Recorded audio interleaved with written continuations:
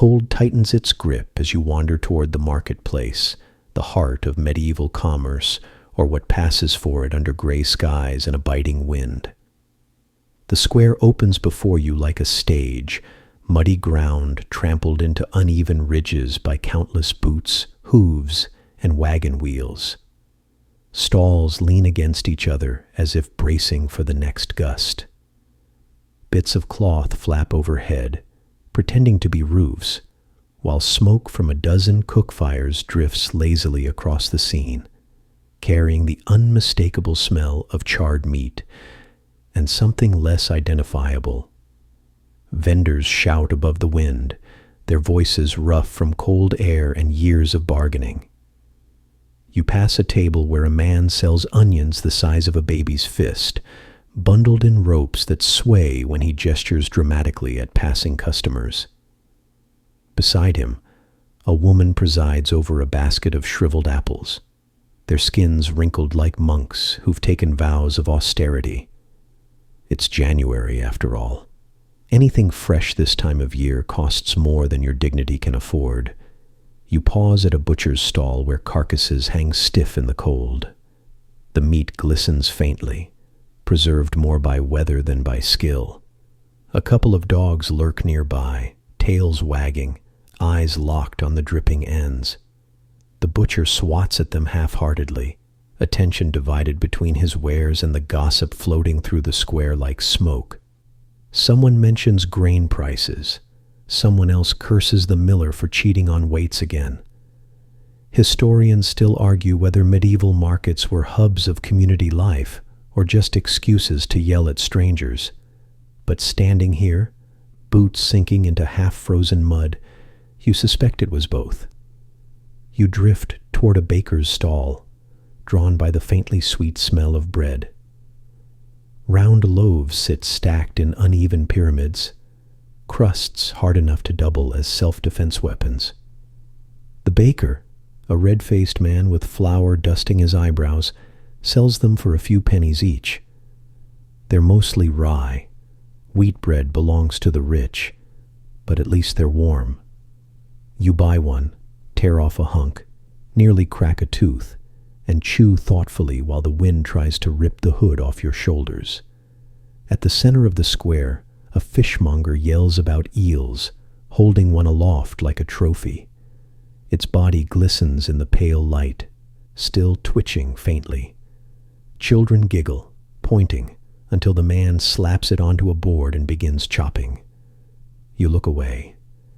Nearby, barrels of salted herring stand open, their briny smell fighting with the sweeter scent of honey cakes sold by a woman 2 stalls over. She hums while arranging them in neat rows, the cakes dusted with spices so expensive they might as well be gold. Food here tells you everything about winter. Cabbages stacked like green cannonballs, dried beans rattling in sacks, wheels of cheese hardened to the consistency of stone. Fresh milk? Forget it. Most animals barely survive the season themselves. People rely on whatever stores they managed before snow closed the roads. When those run out, meals get creative fast. You've heard whispers of bread stretched with ground acorns, of soups thickened with whatever roots could be dug from frozen ground. The crowd surges briefly as a cart arrives carrying more firewood. Precious stuff this time of year. People haggle fiercely, voices rising like crows arguing over scraps. A man in a patched cloak finally pays, hefting a bundle onto his back before disappearing down an alley, his breath fogging in the air. Over by the well, the brewer's apprentice lugs a keg toward the tavern, slipping twice on the icy ruts. The crowd laughs. Ale will flow tonight, regardless of bruised shins. There's a running debate, then and now, about whether medieval ale counted as food or drink. Considering its thickness and the fact that even children gulp it down, you suspect it's both. You wander past a stall selling eggs, each one carefully arranged in straw-lined baskets. The seller eyes you suspiciously, as if you might pocket one when his back turns. Truthfully, you're more interested in the brazier beside him, its small fire offering the only real warmth in the square. You hover briefly, until he shoos you off with a muttered curse about idle hands and thieves freezing anyway. At the far edge, fur traders display pelts stiff from cold. Fox, rabbit, the occasional wolf for someone with coin to spare. A woman fingers a strip of fur, hesitating before handing over a few coins.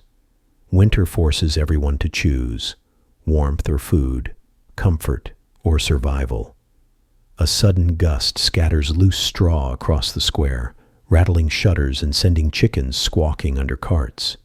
People hunch deeper into their cloaks, bargaining faster now as if daylight itself might run out early today. You chew the last of your bread, jaw aching, and watch as a man pushes a handcart piled with turnips, their pale bodies dusted with frost. He calls out prices, his voice cracking in the cold air. A couple of women stop. Coins change hands. Turnips vanish into baskets. Dinner plans everywhere revolve around stews thick enough to stand a spoon in. Somewhere behind you, a bell tolls the hour, its sound rolling over the rooftops like distant thunder. Merchants glance toward the church tower, then begin packing up slowly, tying cloth over their stalls, herding stray animals out of the way. The day's business winds down, leaving behind muddy footprints, bits of straw, and the lingering smell of fish and smoke. As you step away from the square, pulling your cloak tighter, one thought follows you through the twisting streets. In medieval towns, markets feed the body, but winter always feeds on everyone.